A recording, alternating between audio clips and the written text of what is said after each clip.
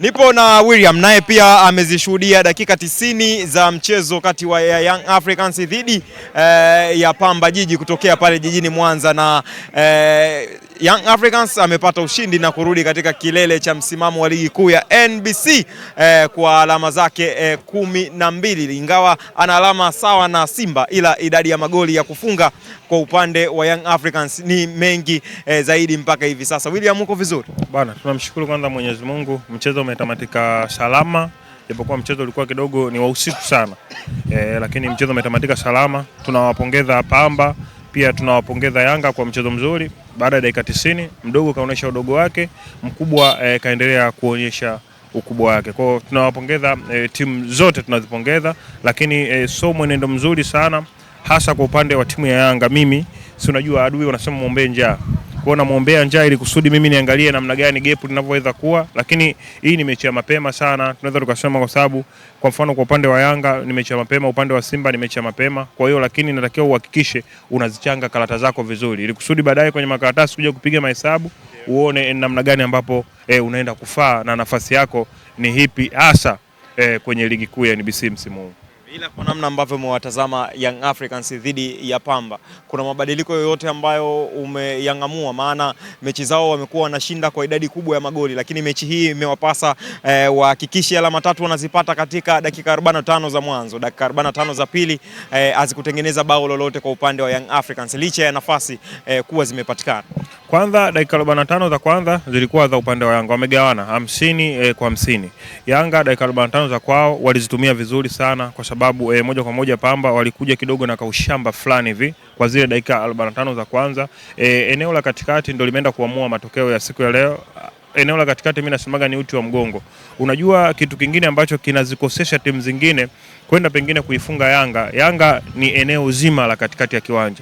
Eneo zima la katikati ya kiwanja ambalo wanacheza Maxim pia Zengeli, Mudasiri pia Duke Abuya. Japokuwa Duke leo Abuya kuwepo, alikuwepo Ngoma pale ambaye hajacheza mechi nyingi za ligi, lakini eneo la katikati ndio kama uti wa mgongo. Kinachotofautisha timu zingine na Young Africans, eneo lile ambalo wanacheza Maxim pia Zengeli ni eneo ambalo Maxi anakimbia sana katika eneo la katikati. Kwa hiyo unaona kipindi cha kwanza Pamba hawakwenda kupasoma sehemu gani ambako Yanga pengine wako hatari na wana udhaifu. Kipindi cha pili kocha wa Pamba akaenda akabadilika pia baada ya kocha wa Yanga kwenda kumpumzisha Atola Kwasi, pia kwenda kulipumzisha kuingiza ambao vijana wakina Chuga Boy.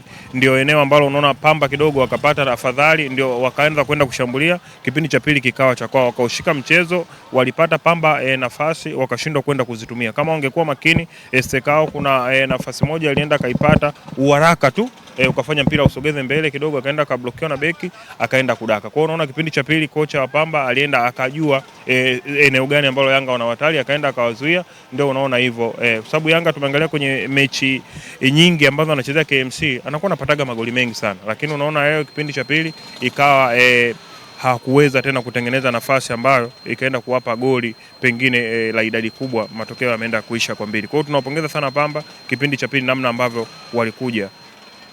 Ibrahima Tule ameingia kambani kwa siku ya leo. Ni mmoja kati ya mchezaji ambaye naye naweza nikasema alikuwa na ile pressure ya kutokufunga bao, kwa maana nafasi yake inahitaji kuonyesha ana uwezo gani wa kufunga, lakini mpaka michezo mitatu inatamatika akutia mpira wowote kambani, ila leo ametia mpira na namna ya ushangiliaji yake unadhihirisha kabisa kwamba alikuwa na huchu na kufunga mabao. Kwa upande wako pengine unamzungumziaje? Katoa assist ya goli ambalo amefunga Maxi Zengeli, lakini pia kaingia kambani. Kwa Yanga hii wengi tu watafunga, sio Toure peke yake, lakini isipokuwa midomoni mwa watu, kwa sababu kuna mchezaji ambaye hajafunga lakini amefunga leo, kwa sababu watu wengi sana tulikuwa tunajificha kwenye kivuli, hasa mimi pia nilikuwa najificha sana kwenye kivuli cha huyu striker, kwamba huyu mbona hajafunga, mbona wanamsema sana striker wetu, lakini leo ameenda ameonyesha. Kwa hiyo kwenye safu nzima ya ushambuliaji wa Yanga, watu waliowasajili kwenye eneo la mwisho ukiachana na Mwalimu, wale wote wa eneo la mbele wameenda wamefunga. Ni mchezaji mzuri anaonekana, lakini bado ni mchezaji ambaye moja kwa moja anaonekana anahitaji space. Pengine huyu kwa sababu hajafunga, lakini pengine huyu mimi namuona ni bora kuliko pengine hata mshambuliaji wao ambao ametoka Mamelodi Sundowns, kwa sababu kuna Shalulile.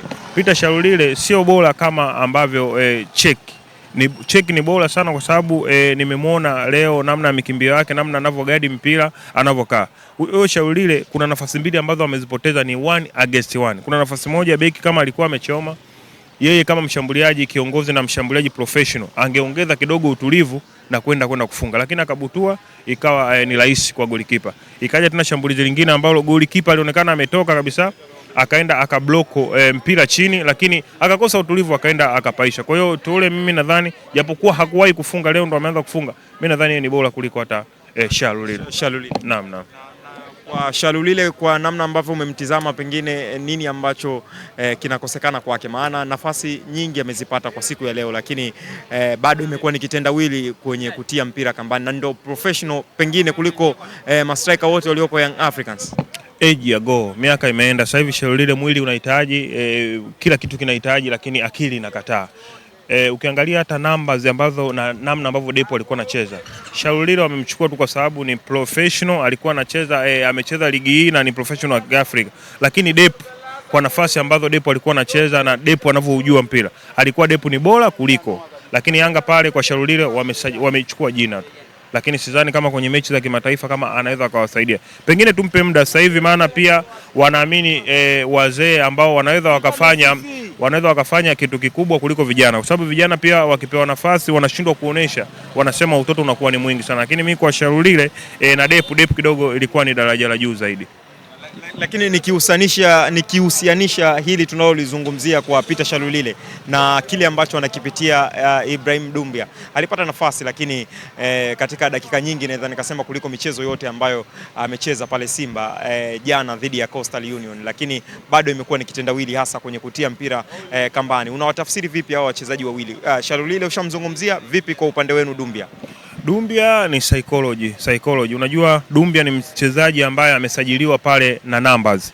Kuna wakati mimi tawalaumu viongozi kidogo kwa lengo ya kwamba namna gani ambavyo wamemsajili, lakini ukija ukifikiria unagundua ni mchezaji ambaye alikuwa na magoli 17.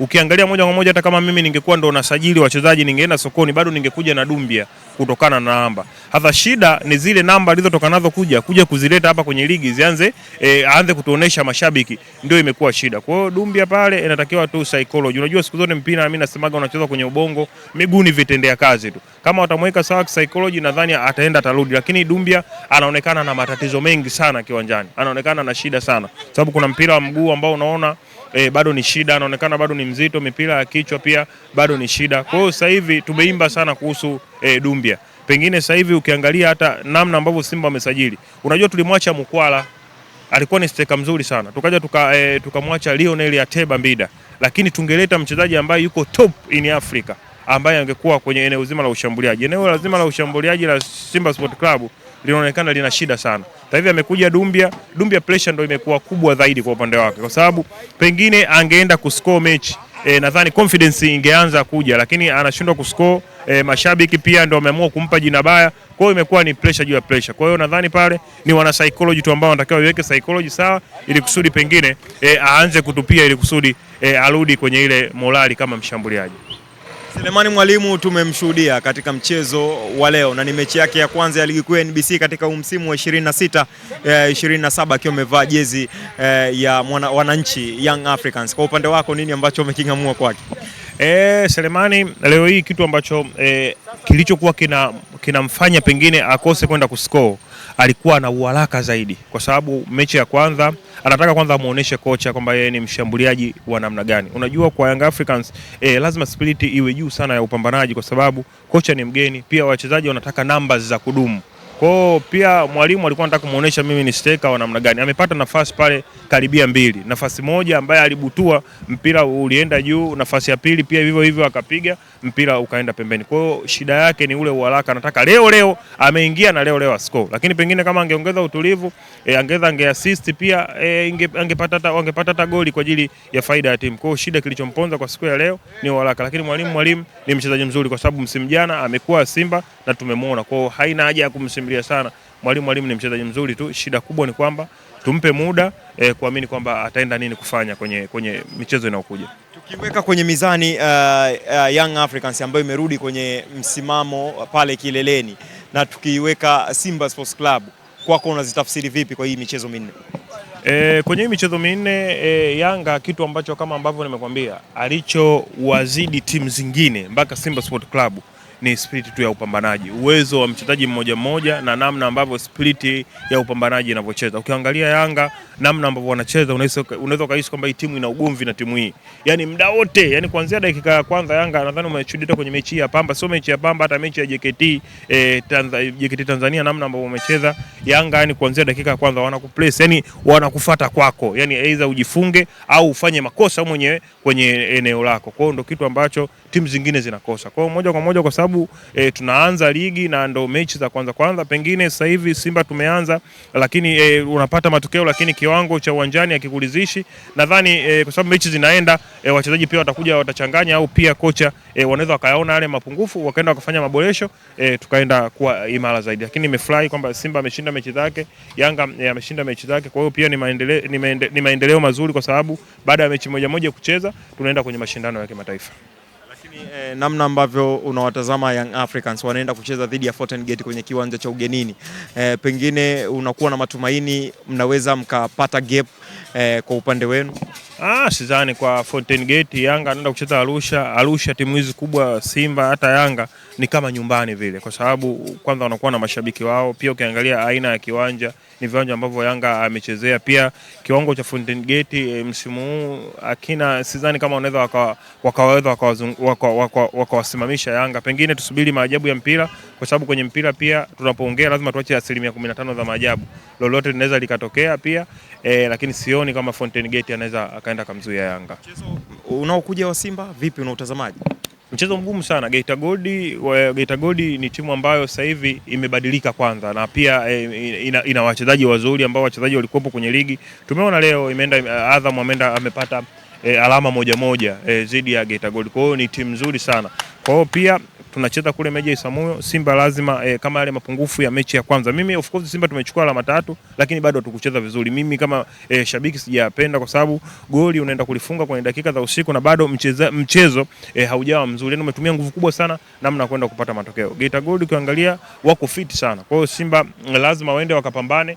Pia kocha kwa sababu ameona ile mapungufu, nadhani amerudi kwenye uwanja wa mazoezi atafanyia kazi, basi tutaibuka tukiwa washindi na tutaenda kuona kile kitu gani ambacho kocha amekiona na kwenda kukingamua kama tutaenda kupata magoli mengi na kwenda kupata ushindi mzuri zaidi. Na kuna haja ya Simba kuendelea kucheza na force number 9 Eli Mpanzu?